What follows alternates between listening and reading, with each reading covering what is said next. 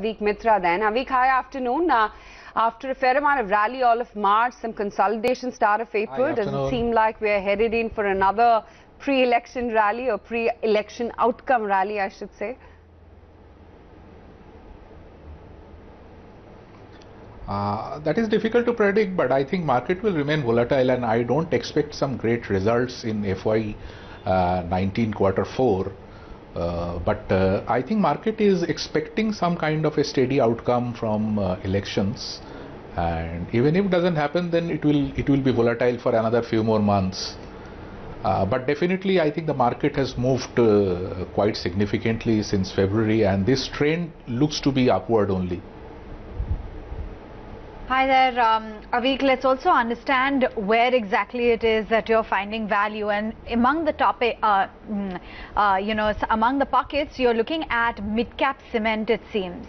Take us through what exactly the fundamentals are that are likely to play out, and what makes some of the names that you've picked out, like a Sagar Cement or an Odisha Cement, interesting bets.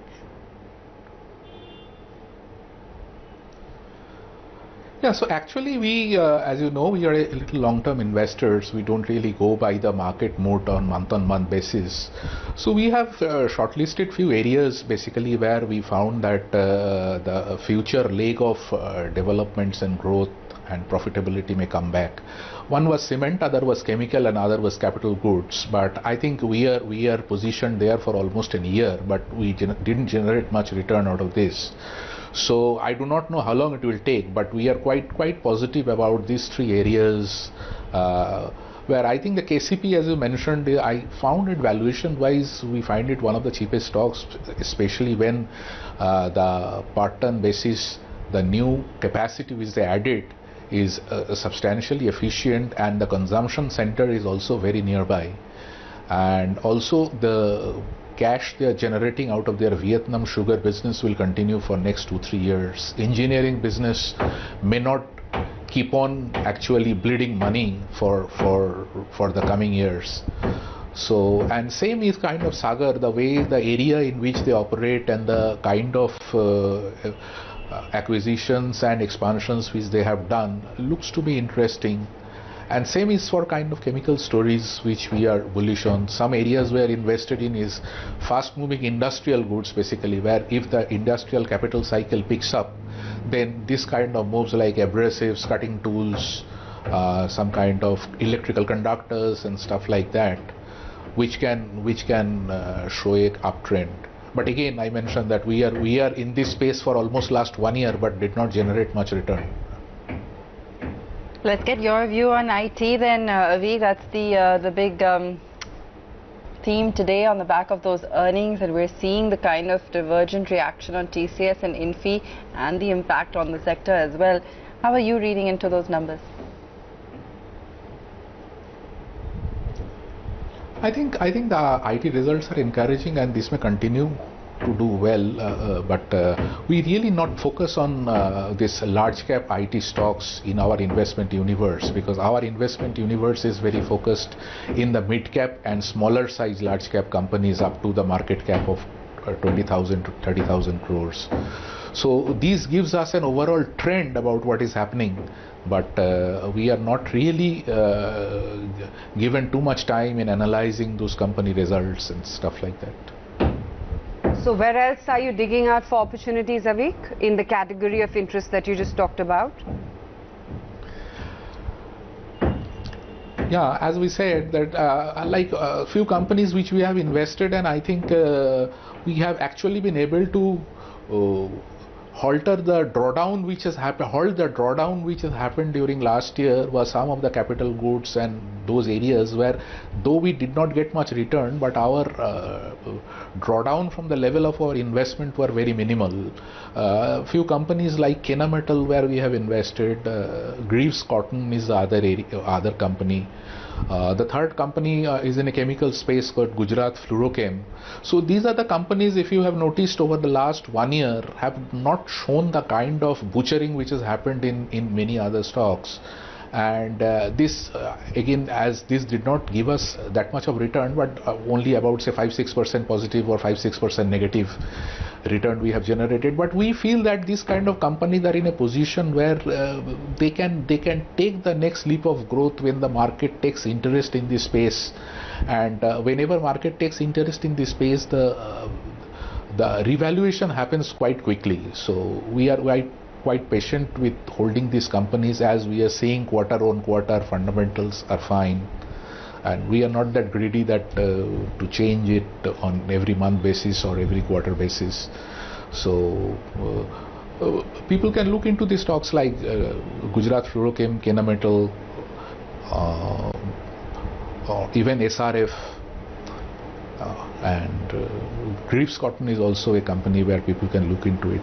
On the valuation wise, though, I think these are the stocks which has gone up a little bit in last few months.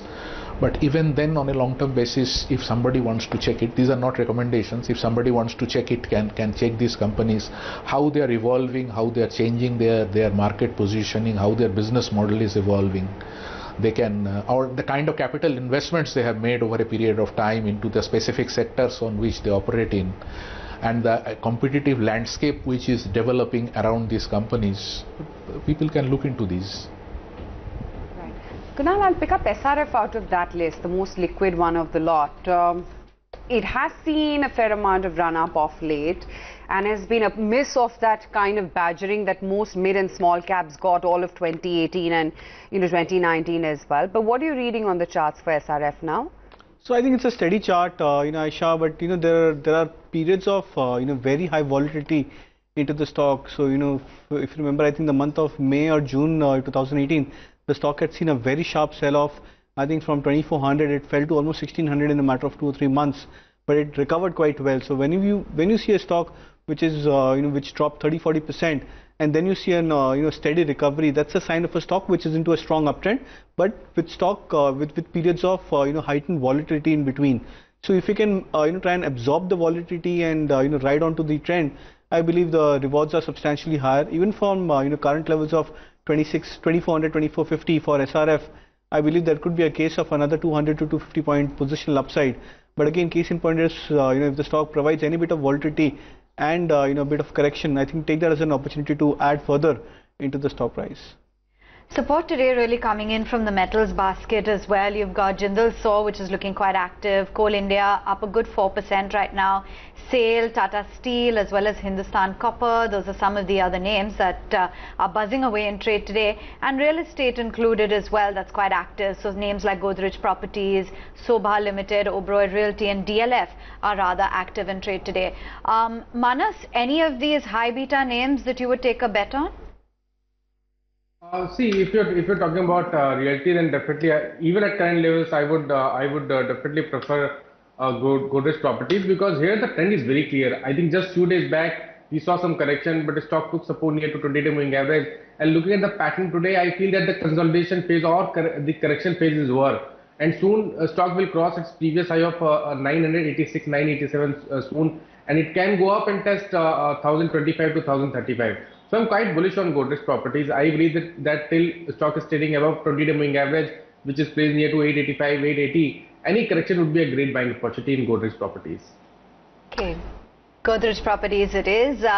In the meantime, Aveek, there has been a lot of headway by the current government in the infrastructure pocket, roads, highways, a lot of thrust on that. And now a lot of market men are talking about how in the run-up to the elections, this is a theme to really look at and bet on. Would you concur? Do you have any preferences within this space? Yeah, I think I fully agree to this, because if the liquidity concerns actually auto-corrects itself over a period of next few months, and which is really happening on the ground, and when the banks will be in a position to lend, cost of capital if comes down a little bit over a period of time, and the issues of land acquisition become streamlined, there are companies with a clean balance sheet, at least on standalone basis. They may be having loan on the SPVs, like companies like PNC Infratech, KNR Constructions. These are type of companies where we find that the loan is tied up to the SPV, but there is not much debt on the standalone books. There we are positioned with a small allocations, We had some investments in a company which was a little risky one. We made some, fortunately we made good profit and came out. And we may look into it once again post-election outcome, that is Dilip Buildcon, because the kind of projects they make is quite good. The kind of execution capacity they have is good, but only thing is that their balance sheet and there are too many projects which they have taken and too many concerns which has been raised by different quarters have depressed the price. But again, we feel that their execution quality, we have seen few too, are quite good. We have no investments right now. It's not a recommendations, but we feel that infrastructure is indeed a space where people should look in, provided the balance sheet is fine. Buildcon has already recovered quite a fair bit from its February lows. Where does it head, and do you wait for a dip, or do you think at 657 also there is enough money to be made? I think there should be decent money to be made, Aisha. I think it depends on the kind of holding period a trader could be looking at. So if you are more of a positional play, then I believe that current levels could be decent levels. There are a couple of reasons why I believe that, because A, the stock has been holding on to this 200 moving average for quite some time. There was a volume burst, I think somewhere in the month of Feb end and March beginning, where you saw the stock rallying up significantly higher, and the volume is just about increased almost 4 times or 5 times the average daily volume before that period.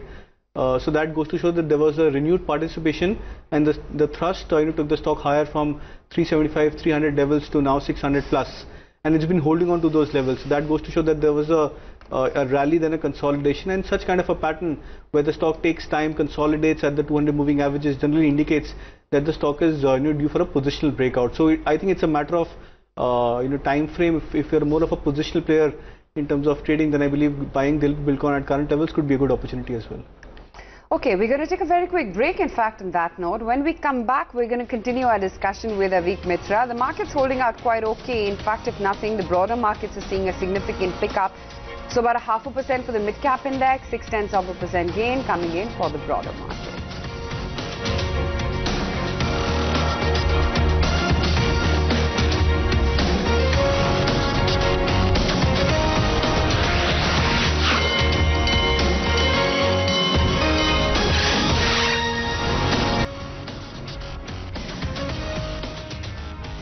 Welcome back. You're with us here on Closing Trades, and we're continuing to track market action for you. And apart from the index gainers, it's really across the board what we're seeing today. Participation coming in, and a whole host of stocks that are actually on the up move this afternoon.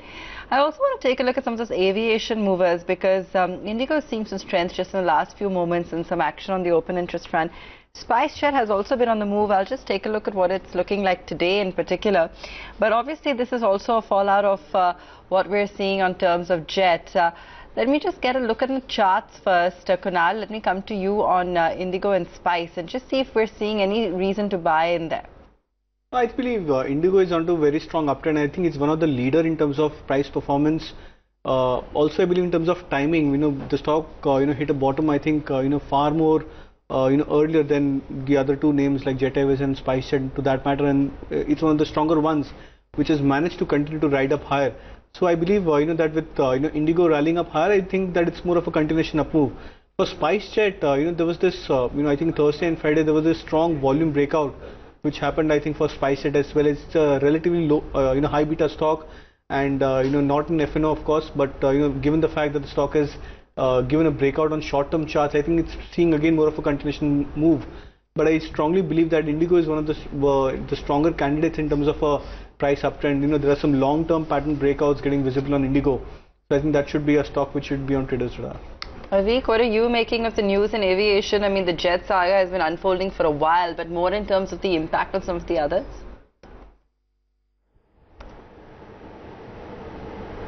Unfortunately, we don't follow this sector at all because there are too many moving parts and too many issues are there. So which is simply beyond us to comprehend the sector and make a serious allocation into it.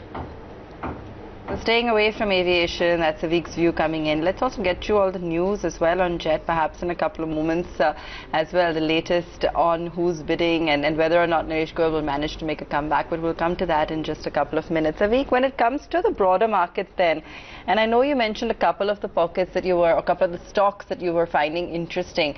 In terms of themes, however, and maybe perhaps taking forward what we already discussed, real estate, building, infrastructure, cement, some of these pockets, how strong do you feel as a theme that we may see this play out, particularly given the election timeline as well?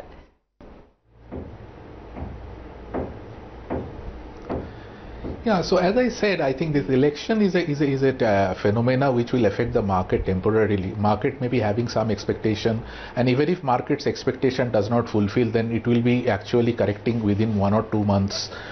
End of the day, it is earning which matters, and I think all said and done, earnings will keep coming from at least from the next 2-3 quarters onwards. Because if we find all the issues which affected the market, like once was demonetization, then came the GST, then came this liquidity crisis of ILFS and stuff like that, this will autocorrect over a period of time, or some government action, some regulatory actions will keep coming. That is one side. The other side is that the banking sector mess is really getting cleared over, and now it is being cleared for over 2-3 years period of time. And once these banks are coming out of this PCA, the interest rate comes down a little bit, and the credit cycle recovers, NBFC puts out of its mess, then all these areas will see a bounce back, and this will happen irrespective of whosoever is power. It is good if one stable government comes in. It is may not be as good for first few months if a not so stable government comes in, but point is that these are structurally directed towards a positive move for the sectors which were lagging or not performing to the market's expectation for 1-2 years, because we cannot really not have this capital investments coming into the sector, because otherwise the jobs won't be created. Because whatever we do, the main issue in front of us is creating steady jobs, and that will happen when the capital cycle comes back, when the money comes in hands of people, they start spending more. More capacity utilization happens, more jobs are created. So that cycle will come. I think I am misreading it for last more than 1 year, but I think it's fine. But I'm ready to wait for another 6 months, 1 year, or something like that to make these things play out. Okay. Thanks very much then for joining in. And also I think there is a lot of money waiting on the sidelines which are going to come. Okay, fair enough. Thanks very much for sharing with us your outlook on the equity markets. I just want to take a moment to address the flashes as well.